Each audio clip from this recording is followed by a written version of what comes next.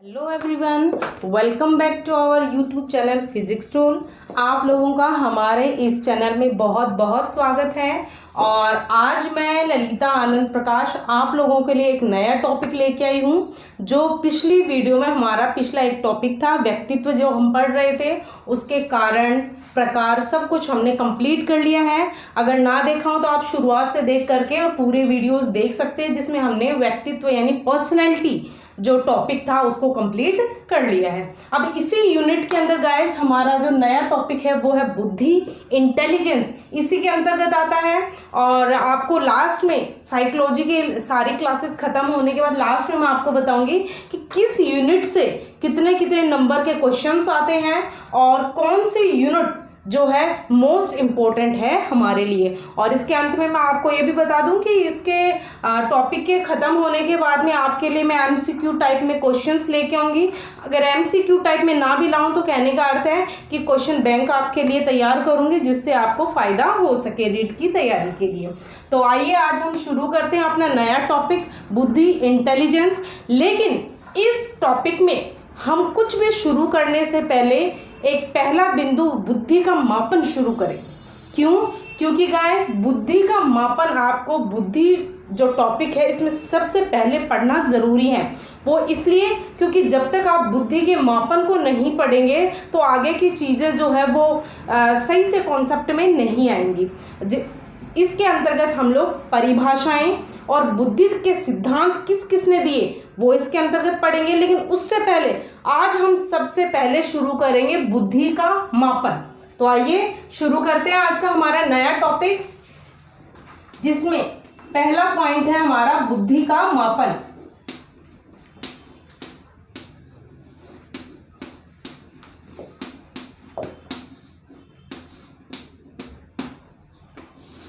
देखिए गाइस, ये जो बुद्धि का मापन पॉइंट है इसको हम पहले इतिहास से भी पहले शुरू करेंगे, जबकि हम बुद्धि का इतिहास भी पढ़ेंगे।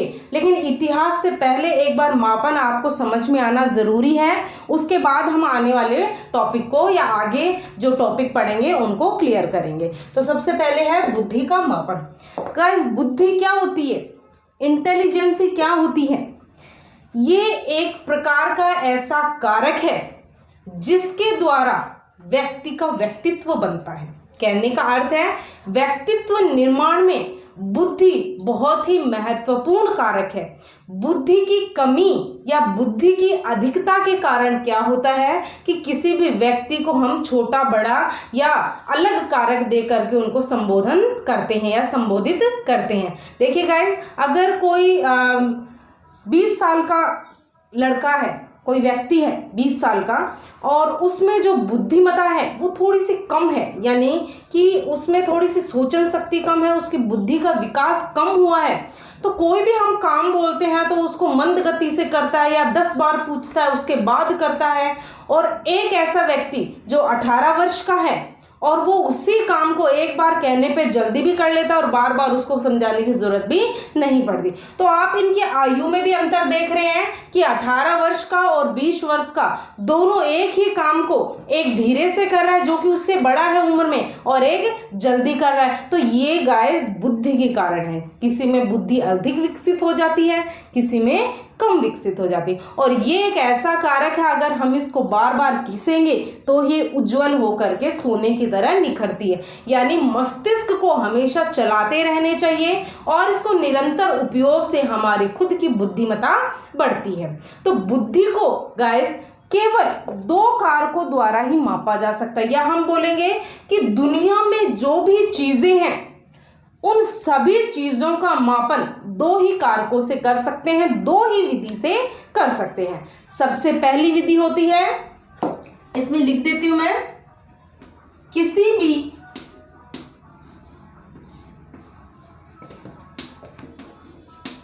वस्तु का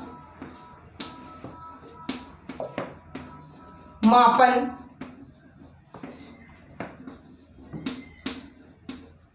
दो विधियों से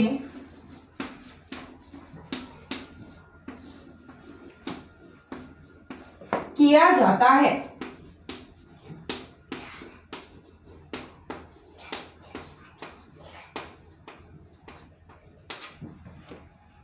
किसी भी वस्तु का मापन दो विधियों से किया जाता है। तो सबसे पहली विधि है हमारी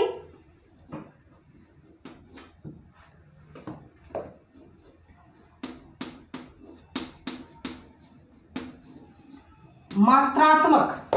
पहली विधि क्या है हमारी? मात्रात्मक। दूसरी है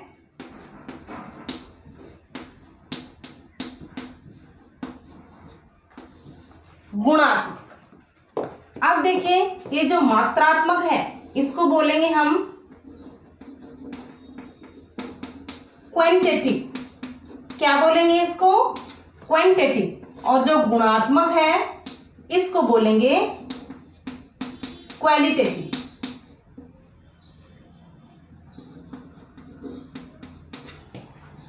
तो आज हम मात्रात्मक विधि और गुणात्मक विधि पढ़ेंगे। देखिए गाइस, ये जो गुणात्मक विधि है, इस विधि के अंतर्गत किसी भी चीज का जो मापन किया जाता है वो गुण के और विशेषता के आधार पर किया जाता है। फॉर एग्जाम्पल, कि कोई वस्तु मोटी है, छोटी है, लंबी है, पतली है, संकरी है, तो ये इसके अंतर्गत आ जाएगा। जो मोटी पतली है उसको हम संख्या में नहीं दर्शा सकते, नहीं बता सकते। मोटा, कोई भी, हमने बोला कि वो ड्रम मोटा है, तो मोटा से क्या आशय है कि कोई भी समझेगा तो मोटाई का जो अनुमान है वो इशारे से बताना पड़ेगा। इतना मोटा है, इतना मोटा है, इतना मोटा है, इतना मोटा है। ठीक है, तो इसको हम संख्याओं के आधार पर नहीं बता सकते। और कोई भी चीज जो है वो पतली है तो पतली के आधार पर आगे वाला अनुमान लगा सकता है कि वो दिखने में अधिक भी नहीं तो सामान्य से थोड़ी सी पतली होगी, तो ये उसका गुण हो गया। ठीक है, अच्छी है तो अच्छी का अर्थ ये है कि ज़्यादा बुरी भी नहीं है, लेकिन इसका अगर हम सही रूप में संख्या के रूप में इनको विभक्त करने के लिए बोले, संख्या के रूप में इस विशेषता को बताने के लिए बोले, तो इसमें नहीं होगा। ठीक है, उसके बाद किसी भी चीज़ को बोलेंगे कि ये चीज़, ये पेन इतना लंबा है। ठीक है, तो कितना लंबा है ये क्वेश्चन बन जाता है इसके अंतर्गत, तो इसके अंतर्गत आएगा आपका गुणात्मक। पहले मैंने आपको गुणात्मक बताया है, अब गाइस देखिए मात्रात्मक।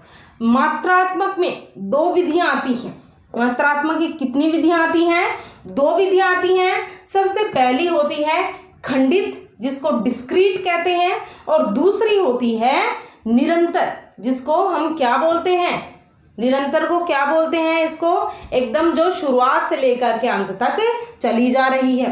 अब देखिए, जो मात्रात्मक विधि है हमारी, इसमें किसी भी वस्तु को अगर हम उसका मापन करते हैं तो हम संख्याओं के आधार पर उसको दर्शाएंगे। जैसे एक पेन, दो पेन, आगे वाले के पास प्रश्न नहीं बनता कि कितने पेन।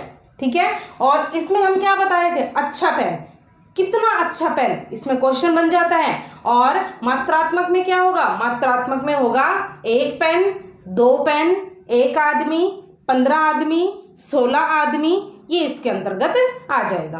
तो हमने बेसिकली दोनों को जाना है। गुणात्मक में किसी भी चीज का मापन करना होता है वो विशेषता और गुण के आधार पर किया जाता है।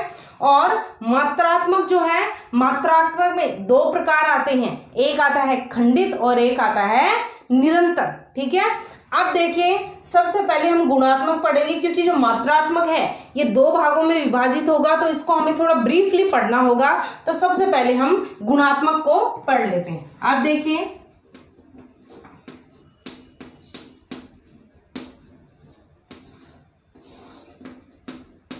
गुणात्मक जो है इसको 1 दे देते हैं, इसको पहले पढ़े या इसको पहले पढ़े, एक ही बात है। देखिए, गुणात्मक इस विधि के अंतर्गत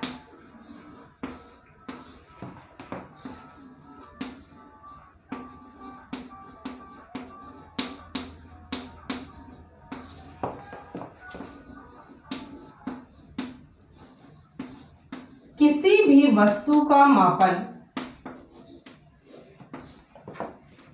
किसी भी वस्तु का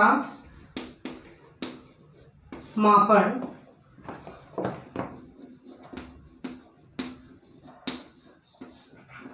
उसके गुण व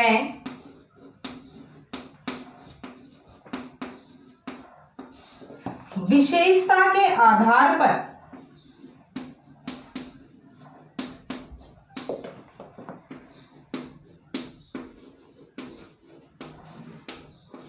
किया जाता है। अब देखिए गुणात्मक में क्या है, इस विधि के अंतर्गत किसी भी वस्तु का मापन उसके गुण व विशेषता के आधार पर किया जाता है। जैसे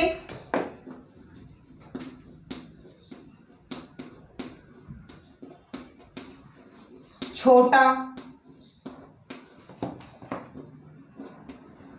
बड़ा,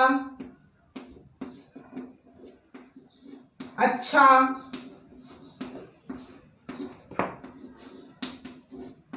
बुरा, मोटा, पतला आदि। देखिए इसके अंतर्गत आ जाएगा छोटा, बड़ा, अच्छा, बुरा, मोटा, पतला। ये जो होता है ये विशेषता होती है। किसी भी वस्तु की विशेषता बताने के लिए हम कैसे संबोधित करते हैं कि वो वस्तु मोटी है, वो वस्तु पतली है, या वो व्यक्ति अच्छा है, वो व्यक्ति बुरा है। तो गुणों के आधार पर हम उसकी विशेषता बताते हैं, इसी को कहते हैं गुणात्मक। ठीक है, इसी को बोला जाता है क्वालिटेटिव। उसके बाद हम दूसरा पढ़ेंगे,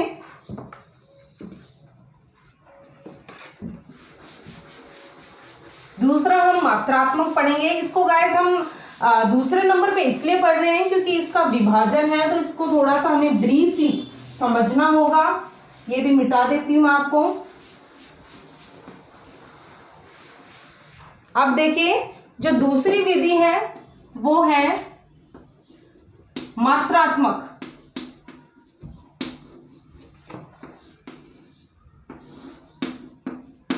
मात्रात्मक में एक बार लिख देते हैं,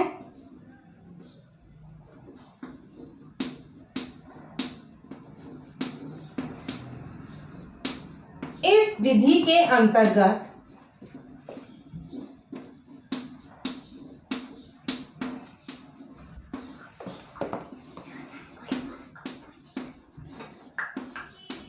किसी भी वस्तु का मापन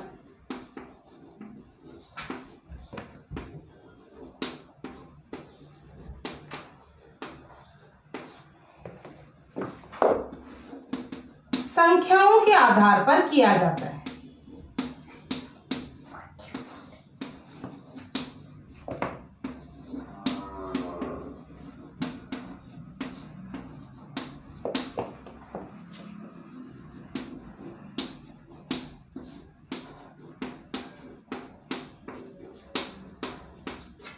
देखिए इस विधि के अंतर्गत किसी भी वस्तु का मापन किसके आधार पर किया जाता है, संख्याओं के आधार पर। यानी इसमें काउंटिंग आएगी 1, 2, 10, 5, 15, 1000, 2000, 5000। तो इसके लिए हमारे पास प्रश्न नहीं बनते कि कितना। ठीक है, अब जैसे देखिए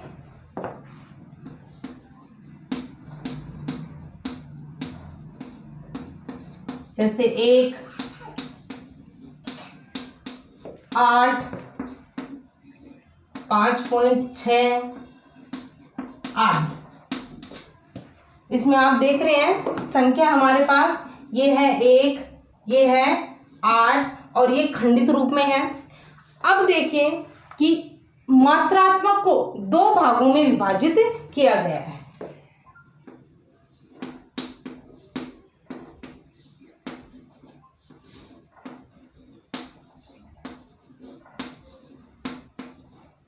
ये है मात्रात्मक के प्रकार। नंबर 1 खंडित मापन, जिसको बोला जाता है डिस्क्रीट। क्या है पहला, खंडित मापन। यानी इसमें जो विशेषता होगी वो संख्याओं के आधार पर होगी, लेकिन हम उसको बिंदुओं में विभाजित नहीं कर सकते। जी हाँ गाइस, इसमें प्रत्येक जो संख्या है वो खुद का एक खंड होगी जिसको हम आधे भाग में या पौन भाग में विभाजित नहीं कर सकते। फॉर एग्जाम्पल कि हमने एक बच्चे से पूछा कि आपके परिवार में कितने सदस्य हैं, तो उस बच्चे ने जवाब दिया 5 सदस्य हैं। दूसरे बच्चे से पूछा कि आपके परिवार में कितने सदस्य हैं, तो उस बच्चे ने जवाब दिया 10 सदस्य हैं। तो एक परिवार में 5 सदस्य हैं, एक बच्चे के परिवार में 10 सदस्य हैं। अब ये जो 10 सदस्य हैं, 1 2 3 4 5, एक का उदाहरण लेते हैं हम। ये जो पांचों सदस्य हैं ये अपने आप में एक खंड बनाते हैं, यानी हम इनको या फिर दूसरे बच्चे को बोलेंगे कि आप बताइए आपके परिवार में कितने सदस्य हैं, तो वो बोलेंगे 4.5। तो क्या ये संभव है? जी नहीं। चाहे वो छोटा बच्चा ही क्यों ना हो, वो प्रत्येक का एक खंड बनाएगा। और अगर हम परिवार में बोलें कि हमारे परिवार में 5 सदस्य हैं और अगर इसका खंडित मान ना हो, तो हम क्या बोलेंगे? क्या कभी भी किसी के परिवार में 1.5 आदमी हो सकते हैं, 3.5 आदमी हो सकते हैं, 4.5 आदमी हो सकते हैं, या दूसरे बच्चे ने बताए थे 10 आदमी हैं तो 7.5 हो सकते हैं? जी नहीं। हम इन संख्याओं को विभाजित नहीं कर सकते। ये अपने आप में एक पूर्ण संख्या है। अगर इस दौरान ये खंड बनाती है तो हम इन संख्याओं को बिंदुओं में विभाजित नहीं कर सकते। ठीक है, अब देखिए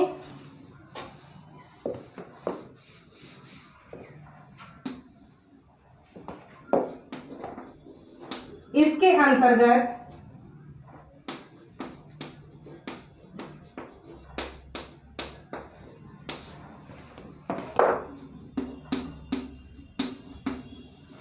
प्रत्येक संख्या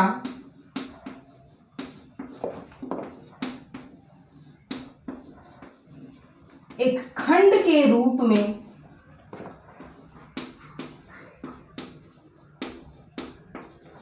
होती है।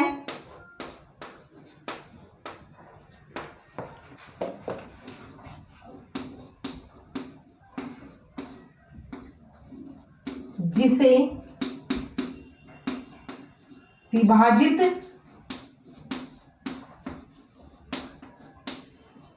नहीं किया जा सकता। जैसे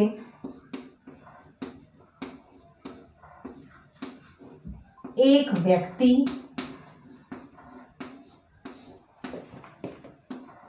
4 कार, 5 पुस्तकें आदि। देखिए, जैसे एक व्यक्ति, एक हो सकता है, इसकी जगह 2 हो सकता है, 3 हो सकता है, 100 हो सकते हैं, लेकिन 1.2, 1.8 इस प्रकार पॉइंटों में नहीं हो सकते, क्योंकि व्यक्ति अपने आप में एक पूर्ण खंड होता है। दूसरा, 4 कार, 4 हो सकती है, 3 हो सकती है, 2 हो सकती है, लेकिन हम ऐसे नहीं कर सकते 1.5 कार या 7.5 कार, इस प्रकार से हम इसको विभाजित नहीं कर सकते। 5 पुस्तकें पूरी हैं, हालांकि उसको फाड़ करके 5.5 बनाई जा सकती है, लेकिन वो किसी उपयोग की नहीं रहेगी। तो ये इसके अंतर्गत आता है कि किसी भी वस्तु को अगर हम पूर्ण खंड के रूप में संख्याओं में अगर दर्शाते हैं तो वो होगा उसका खंडित रूप। ठीक है, अब दूसरा देखिए, इसी में दूसरा लिख लेते हैं, निरंतर। दूसरा है निरंतर, जिसको बोलते हैं कॉन्टिन्यूअस।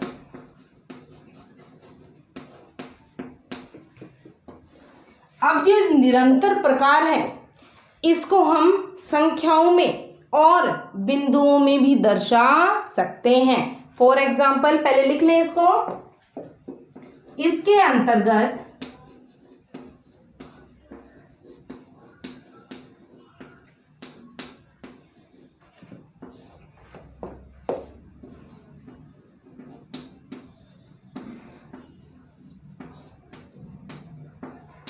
प्रत्येक संख्या को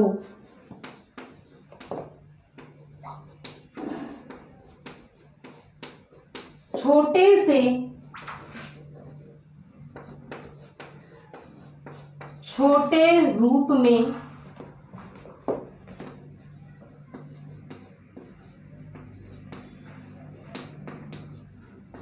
विभाजित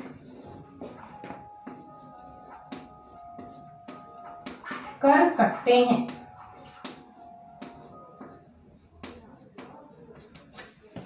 देखिए कि इसके अंतर्गत जो संख्या होगी उसको हम छोटे से छोटे रूप में विभाजित कर सकते हैं। जैसे 1 2 3, 1 2 3, इसके अंतर्गत हम 1.1 दे सकते हैं, 1.2 दे सकते हैं, 1.3, 1.4, 1.5, 1.6, 7, 8, 9 और अगली हो गई 2।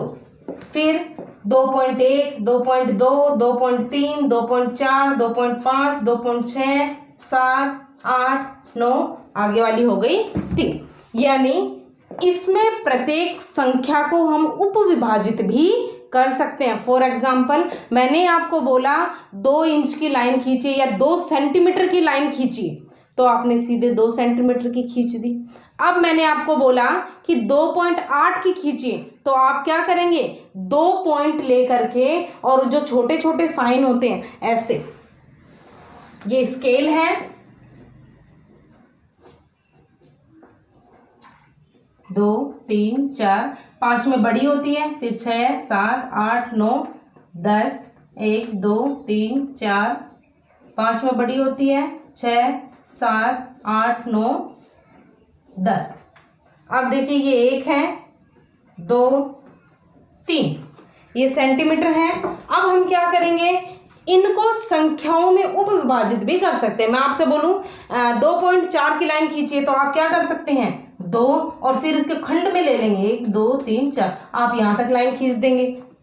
अब मैं आपको बोलूं 2.9 की खींचिए, तो आप 2 5 6 7 8 9 यहां तक लाइन खींच सकते। कहने का अर्थ है कि पूर्ण संख्या को हम बिंदुओं में भी दर्शा सकते हैं, लेकिन ये चीज आप खंडित में दर्शा नहीं सकते। और इसमें उदाहरण दे दूं मैं आपको, जैसे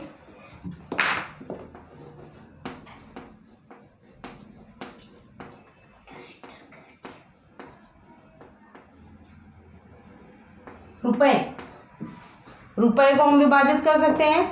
1 रुपए 1 पैसा, 1 रुपए 2 पैसा, 10 आने, 20 आने, 50 आने, इसको हम भी विभाजित कर सकते हैं, खंडित कर सकते हैं। उसके बाद दूसरे आएंगे आपके रुपए के बाद सेंटीमीटर,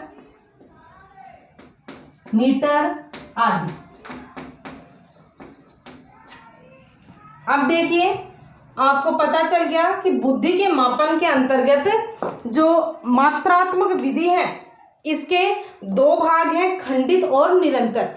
खंडित में हम किसी भी संख्या का उपविभाजन नहीं कर सकते, वो अपने आप में एक खंड होती है। जैसे परिवार का दिया मैंने आपको कि परिवार में सदस्य 1 हो सकता है, 2 हो सकते हैं, 3 हो सकते हैं, 1.5 नहीं हो सकता, 2.5 नहीं हो सकता, 3.5 नहीं हो सकता, क्योंकि छोटा बच्चा भी अपने आप का एक खंड बनाता है। उसके बाद निरंतर में क्या होता है कि निरंतर में जो प्रक्रिया है, अभी मैंने आपको इस उदाहरण के द्वारा बताया था कि ये निरंतर चलते रहती है, यानी 2 तक पहुंचने से पहले भी उसमें और भी भाग बन जाते हैं, तो वो आएगी निरंतर के अंतर्गत। अब देखिए गाइस,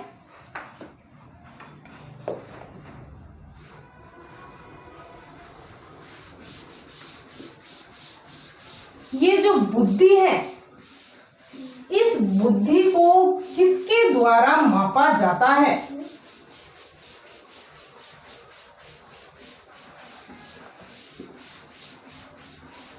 अब देखिए बुद्धि का जो मापन है,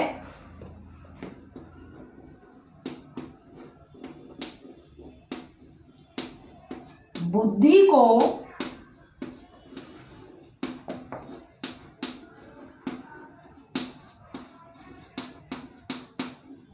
बुद्धि लब्धि, जिसको बोलते हैं IQ, के द्वारा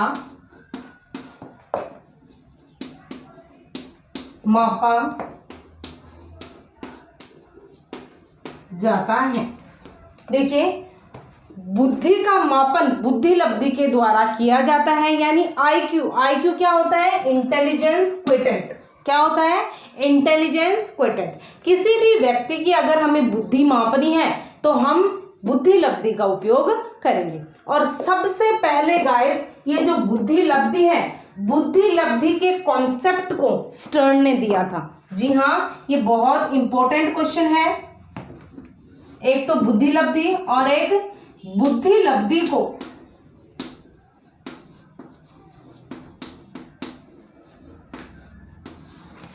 के प्रत्यय को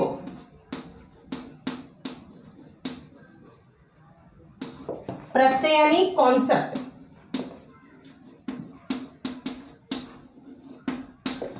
स्टर्न ने दिया।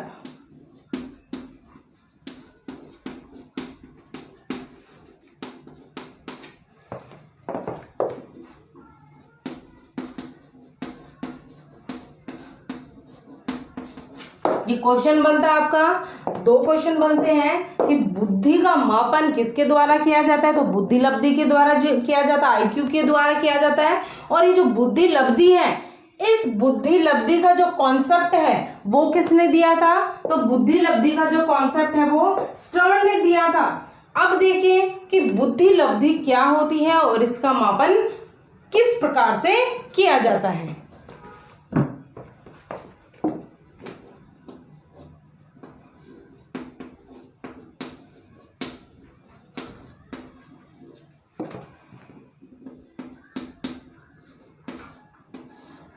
सबसे पहले हम देखेंगे बुद्धि लब्धि की परिभाषा।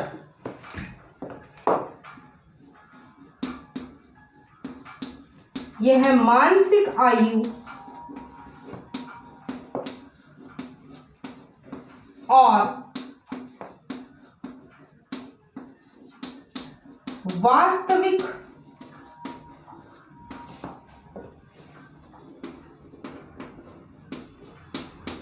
आयु का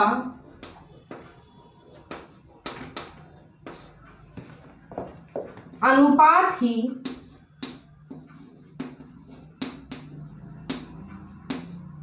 बुद्धि लब्धि है।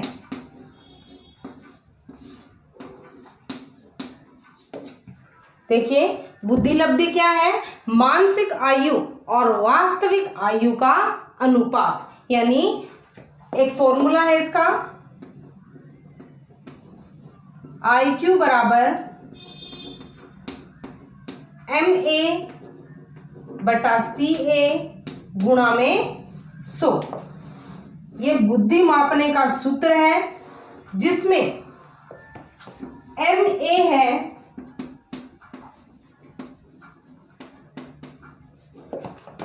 मेंटल एज यानी मानसिक आयु,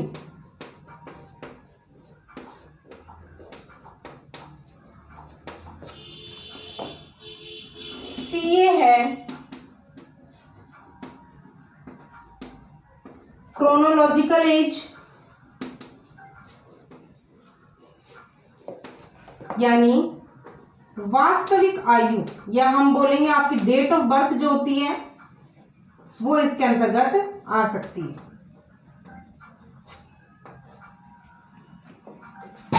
अब देखिए कि बुद्धि लब्धि जो है वो मानसिक आयु और वास्तविक आयु का अनुपात है।